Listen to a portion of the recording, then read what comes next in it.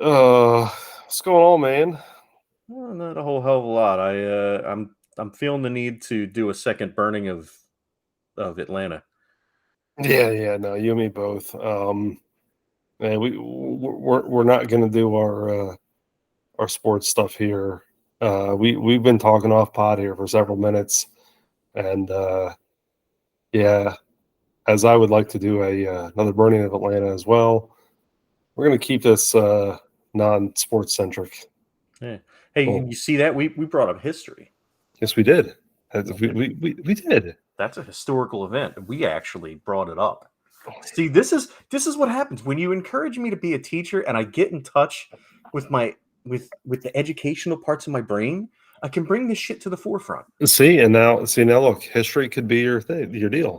Could be, could be. Just something to think about. Maybe we'll see. Um, yeah, no, but no, we were talking off pod, and it was really we got kind of a deep conversation really quickly. Wait, before we get too deep, I do have to mention that I did receive finally Worms Armageddon No, you didn't. from Limited Run Games. No, you didn't. Shut up. And of course, Worms Armageddon reaches me as we're likely headed towards actual literal nuclear Armageddon. No, you didn't. That's not real. You made that It's yourself. real. It's real. Team 17 themselves on the side of the box, brother. That is fake. You It made says, it. look, it's got a little N64 cartridge there, and it says Limited Run Games on the back. And I even got a little baseball card with it. I didn't get though, and as much as we talked shit on it the other day, I didn't get one of those little we're so sorry little coupons. Oh, for 5% off. Yeah, even though I ordered and paid for this in November of 2021, it was damn near 2 years, Years. and I didn't get so much as a fuck you in the box. Let alone the fact that the box itself came crushed to all hell, even though it said fragile, do not crush all over the box. Oh, that's just asking to be crushed then. Yeah. Yeah. So thanks to U.S. Postal Service. Luckily, they packed it well so it didn't get destroyed. I do have a thought though before we get into our deeper subject. We talk a lot of smack on Limited Run. Look, Worms is a Team 17 property. And Limited Run does take a long time to release some things. Do you think at times maybe it's not just Limited Run, maybe it's the partners they're working with? So it's not Limited Run themselves. It's they ordered, especially for this one, what happened is they ordered all of these little doodads that come in the box. Like, I'm not going to open it because at this point I just kind of want to look at it. I don't want to open it because I'm probably actually going to sell it because it's Right. going for well over $200 on Amazon or on eBay now. So that could get me a couple games there. But let me bring up the site and I'll show you what it came with or what it comes with. And I only pose that because I was thinking of other properties that do business with Limited Run on putting material out there. Like, is it not just Limited Run that we've been talking smack on?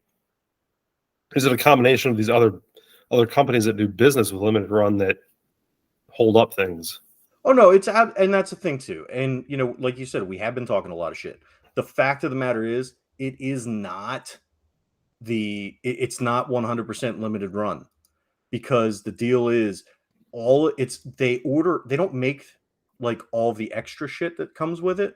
What they do is they source that stuff out to other people, and then other people make it, and then Limited Run packages it all together in a nice little box, and they, that's how you get all the little doodads come with it. So in this, you get the pink worm-colored N64 cartridge with the game on it. Okay. You get a mock-up. It's a real box, but it's a similar box to what the N64 games used to come in. You get this little, it's a acrylic standee with a ninja rope worm that swings across it.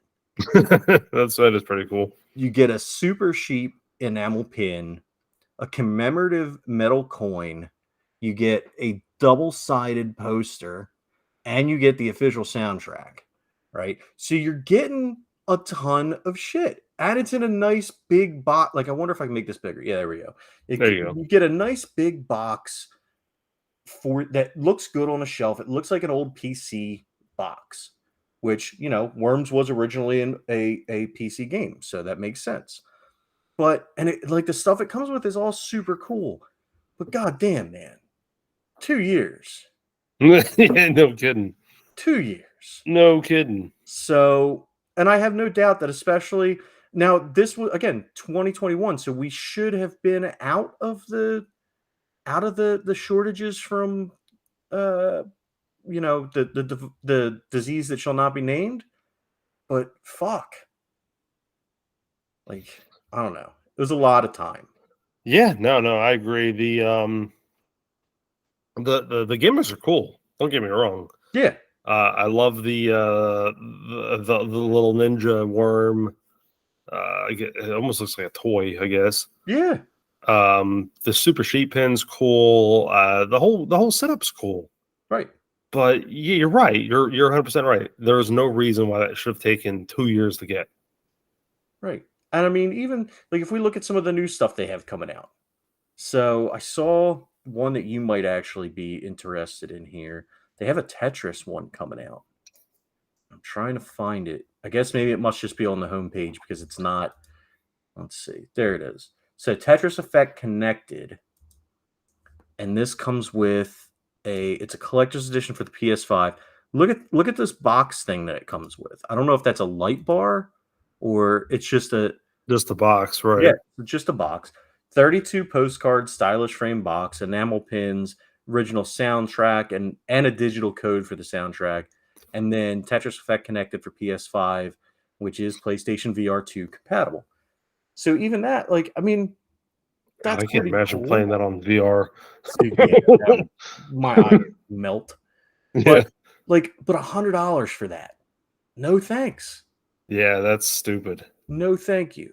That is. And then like even the Ninja Turtles, like that's what screwed Richie up, was getting his with his what was the Turtles, or no, the Scott Pilgrim edition that he ordered, where it came with the vinyl copy of the soundtrack, is it was ridiculous with the with how long it took for that to get made.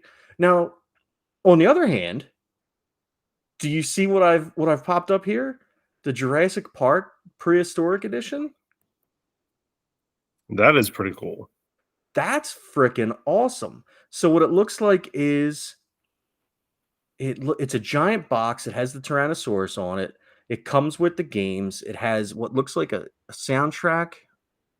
Or is that? Yeah, it's a soundtrack. Is it a VHS? What is It's a that? VHS case for the game. So this case, the Switch case, goes inside this case with that. Oh, And it has okay. the slip cover, and then it has a map, and it had and a poster, like a poster and a map like where the 8-bit map of the island of Isla Nublar. It has a little acrylic. I don't know what the fuck that dinosaur that is. Maybe a rat. I don't know what that's supposed to be. A little acrylic dinosaur, and it has a little shadow box with the N6 or with the Super Nintendo games, the Nintendo game, and the Game Boy games on it. That looks pretty cool, but that's $150. That's insane. And I'm not paying $150. Like, see, here you can get just the VHS looking one, Right. and that's what it is. It comes with the And with that's the still game. $65. Right. And it looks like, okay, physical copy and a booklet. So you get the actual physical game and you get the booklet and the steel book and everything else, but still $65. And it's not even the good, but here's the thing. And you can say what you want about me and my fandom of the the Genesis over the Super Nintendo on some of these games. It's not even the good Jurassic Park games. It's the Super Nintendo ones. Right. The best Jurassic Park games were on the Genesis. Right. And no, and quite frankly, the better Jurassic Park games are going to be more current. Too. So I mean, that's just how that franchise goes for me. Because that, like, here's the thing with Jurassic Park, you have something that was released in our youth that was a great concept. It was really cool. Like the graphics were awesome. We had some really cool things movie wise. But video game wise, you try to adapt something that was like next generation, graphics and these things that, were being thrown at us, and the games that were given at the time, quite frankly, are crap. Yeah. Comparative to what we saw movie wise. Now you have those games now, and I'm talking about, Jurassic World Evolution games, those types of things. They are night and day different to me. And I'm saying that mainly from a graphical standpoint, but from playability too. Like, how cool is that? Like, you can run your own park. You can do like what we thought we could possibly do with a game we might have touched. We wanted to do that. I wanted SimCity for dinosaurs. I didn't get SimCity for dinosaurs. I got some weird ass scroller, Right. You got Spore. Right. It's yeah, basically. I mean, it's but in a really bad way. Yeah. Yeah, like awful. So, all right. But speaking of franchises that we hold dear to our hearts, we were talking before we came on, before we started recording, rather, about an idea that I had when I was cutting the lawn, of all things. So I was thinking about some rumors that I had heard, and with the MCU starting to spool back up, the writer's strike's over. They're starting to write things again, and different ways they might handle things, different directions they may go. I was hearing, and this is nothing new. It's been going around for years. The rumor that they may change the basis for Charles and Magneto's relationship, that they may have met during the I almost said the Civil War, during, Not during the quite. Civil Rights Movement, and that I heard different people like Giancarlo Esposito and what's his name, Denzel Washington, being names that were bandied about for the different for Charles and for Magneto. And I started thinking about it, and look, the problem that I have with it, and I know it's another white guy complaining about the characters being changed from white to black, but that's not really what it is here. What my issue is that part of the foundation of Magneto as a character is that he's a Holocaust survivor, that he was subjected to that trauma, to that horrible, um, you know, that time period and he saw his family ripped apart and killed. And that's what started him on his path. And they were ripped apart and killed for being other. Now,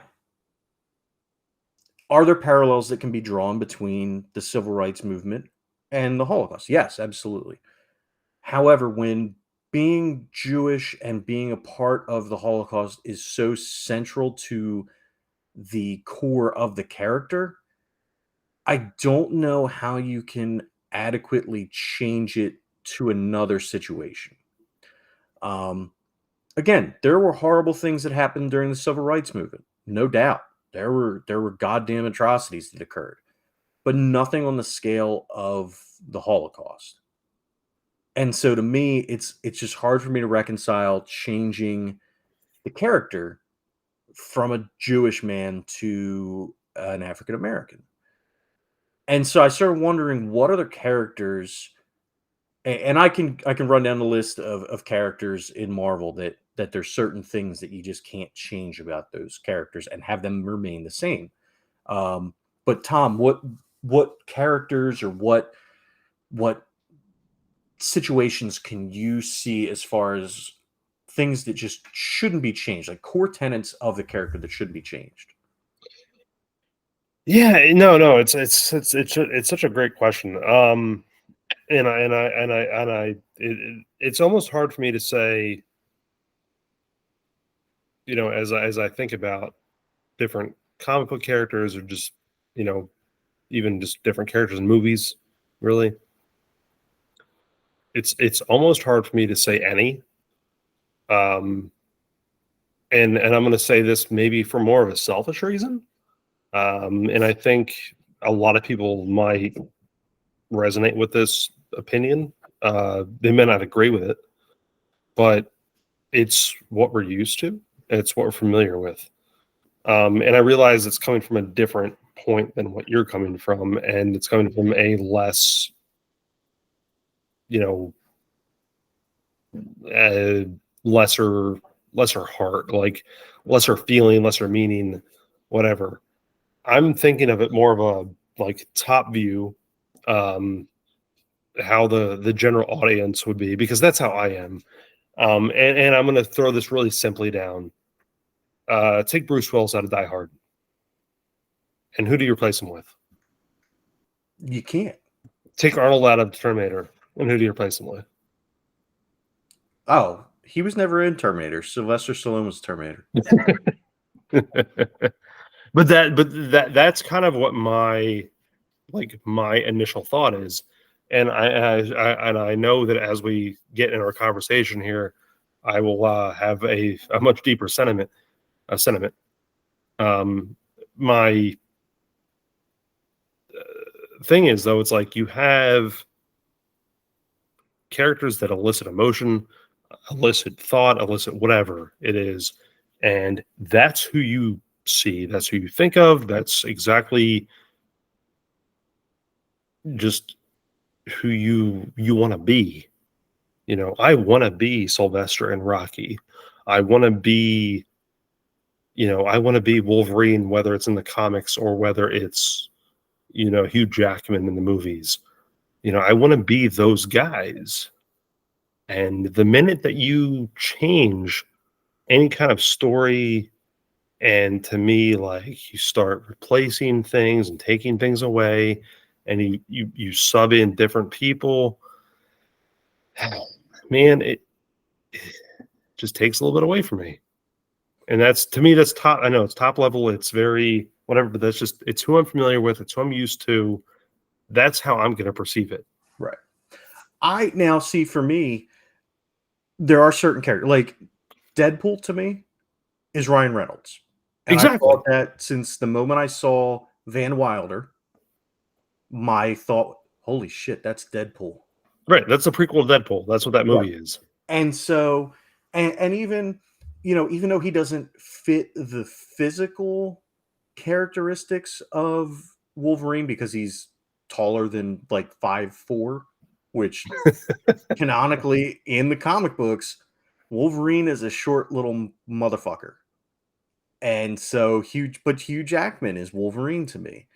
And but then I look at other famous heroes, and maybe it's just because we got used to it because it kept on changing when we were young. But how many fucking Batman have we had? I know. A lot of Batman, a lot of Spider-Man, Right. different And Superman. so to me, I guess it really depends as far as with those iconic roles. So I wouldn't buy anybody else being in the Die Hard series, right? I wouldn't buy anybody else being the T-800 Right. Terminator.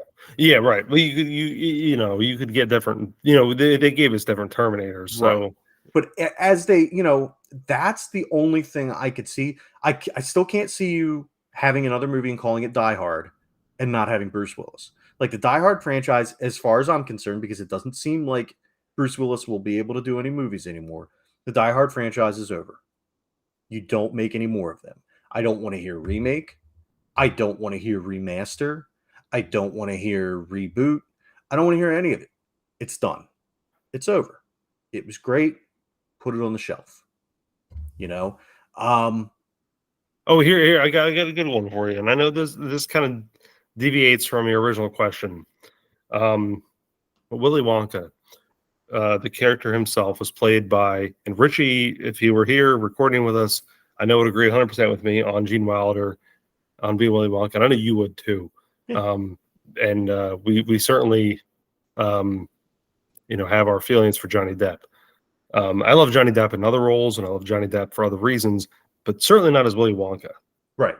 And but here's the thing, though. Again, is that more of the reason that I just love Gene Wilder so much in that role, or I can't? It's weird. It's weird. Yeah. See, and here's the thing. I really wanted to love the Johnny Depp versions of those movies rather. It just wasn't done right to me. The writing wasn't done right. The script writing wasn't done right. I could never really get into it. And I realize that deviates from your original question. Let's get back to that point. Magneto, who is Stan Lee, was the creator of the Marvel Universe. We all know that. And we've not done. We'll have to deep dive, and I think into Stan Lee at some point. I think we owe the man due diligence on our pod, just for the sheer fact that that the things that came from that man's brain has given us a lot of material, and I don't know, this might be the first time we've ever mentioned him, and we're a couple of hundred episodes in. Yeah. Stan Lee, Jack Kirby, these are the creators of the Marvel universe. They're the creators of our modern mythology. And and that's it. And Stan Lee, you mentioned this to me before I knew this, but Stanley, what was his real name? Stanley Leibowitz. Right.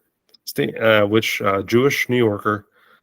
This is what he knew. And so a lot of what Stan Lee, though, did was a lot of his characters were based in reality. Instead of having, Gotham and Metropolis and these other things, Batman was in New York, right? With Gotham City. Right. But that wasn't his deal. Depending, because I've seen all kinds of maps of the DC universe where Gotham has been in New Jersey. It has been in Delaware. It has been north of Philly in Pennsylvania. Right. So okay, but for giggles here, we just assume that Gotham was New York. But here's the thing: Gotham, is what we perceive to be New York. Stanley didn't deal with that. Right. He dealt with realness, and so Spider-Man was in Manhattan. He was in legitimate places. He was actually in New York City. He was doing things worldwide. He wasn't in Gotham. He wasn't in Metropolis. He was in these things that we perceive that's where they should have been. And so he's dealing with real things and real problems, and that's how the comics for him really came to be. Maybe it was release. I don't really know for certain, but it was a real world that he was working with, and that's what makes the difference with him. And so there's a reason why there's a ton of realism that was brought into what he did, particularly with characters like Magneto, and to reinvent them, replace, especially for the atrocities that said character went through. I don't get it either. I mean, and it makes sense as far as from the point of, eventually there's going to be a point where if Magneto's alive today, he's 150 years old. Right. And so clearly, a 150-year-old dude isn't going to be flying around using his magnet powers. He's going to be helping to use that to ease his prostate. But put magnets on the fridge. Yeah, or putting magnets in the fridge. So what Marvel did, because they had this issue with their World War II characters, where their World War II characters, like Tony Stark, injured, and so to make his and other World War II characters, or characters whose origins were in the World War II time frame, more relevant and still able to be the same age as they are, they created this imaginary war that took place, and it's on a sliding scale. So it's never more than, I want to say, I'm pretty sure it's no more than 30 years prior to whatever the current day is. So it's always within that time frame. It's a sliding time frame. Now, with the Holocaust, obviously that's not something you can do. You Right. can't move that up on the timeline. You can't move, and that's another thing though. But and this is where I question. It makes it easier a little bit, but you're also kicking the can down the road a bit if you move the X-Men and Professor X and Magneto up to the civil rights movement, right? You're kicking the can down the road, and then in another 10 years you've got to redo the entire thing again because you're facing the same issue, you know? Yeah, no, no, I think that's a fair point. It's like, okay, hey, we have these characters, and look, we're not going to be there on the bush here. This is a business that they're dealing with, so they're well-known money makers. However, it is good to bring forward, relevant, whether it's relevant things that are currently, current events, or whether there's things in history to bring forward to make sure that it's shown. Um, However, it's like, how many times is that going to change? You're right. I mean, that's a great point. It's like, uh, how many times can you reinvent the wheel, the character? I don't know. It's Right.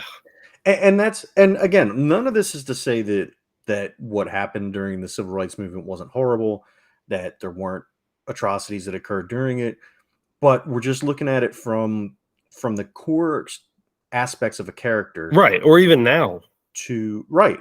right? We're not trying to diminish anything in that regard. It's just, you know, you're right though. This think about where the character came from. Let's not forget that point. You Right. know, and I think there's a fair point to be made with how long ago certain things may have happened, Right. and I mean, depending upon which version of the character you're reading, because there's been a couple different origins and a couple different things. Everything obviously relating to the Holocaust, but his civilian name is either Max Eisenhart or Eric Lenscher. So two extremely German names and slash Jewish names. Like he was so I think that when he went into the camp, I don't remember if it was when he went into the camp, he was Eric Lenscher, and then when he escaped from the camp, he changed his name to Max Eisenhart, or if it was vice versa. But there was a whole Magneto like limited series that explained everything, and it was heart wrenching. Um, but there's a lot of history here, and there's other characters too that are like this. So Ben Grimm, who will be in the upcoming Fantastic Four movie, known as the ever loving blue eyed thing. That's one of his nicknames. And he is famously Jewish. They've had him multiple times in the comics wearing a yarmulke, reading from the Torah, just, practicing his Judaism. Shadowcat, Kitty Pryde of the X-Men, another Jewish character where her faith has played a lot into it. When they fought Dracula, it came into it, you know? Um, and honestly, I mean, have we seen before where they've completely ruined a character? Yeah. Deadpool in Wolverine X-Men's Origins. Deadpool, the merc with a mouth, had his fucking mouth sewn shut. Was one of many things wrong with that fucking movie. But You name somebody's nickname is the Merc with the mouth, and you sew their fucking mouth shut. Right. And there may have been whatever. Yeah, we get into reasons or whatever, but no, that's that. Then I think that's the crazy thing. It's like you have well-known characters with well-known storylines, and it's kind of goes back to a deeper point of and I'm not saying rewriting history or any Right. of that stuff, but I think that certainly has to be said. Um, is that a thought? Is that's what's happening? I don't know. I certainly don't think that it is, but I also think that it's certainly reasonable to assume that you have a money making property and you take the money making property and you want to try to wrap another story around it to try to make more money off property, only because what was there before may not have been the forefront of people's minds. Yeah. And I hate to say that, I really do. And let's not forget too, and this is important, and this is another reason why I really don't want to see that. I want to see them figure out a fix that still allows him to remain a Jew, a Jewish man. Um, there's this thing where people are pretending that the Holocaust never happened, and there has been a huge rise in anti-Semitism in this country. And I think we need all of the representation that we can get on that front for the Jewish people. It's just horrible that we live in a time where we have more information accessible to more parts of the world than ever before in recorded history, and we have people out there that are trying to rewrite and erase these things from history. It's asinine to me.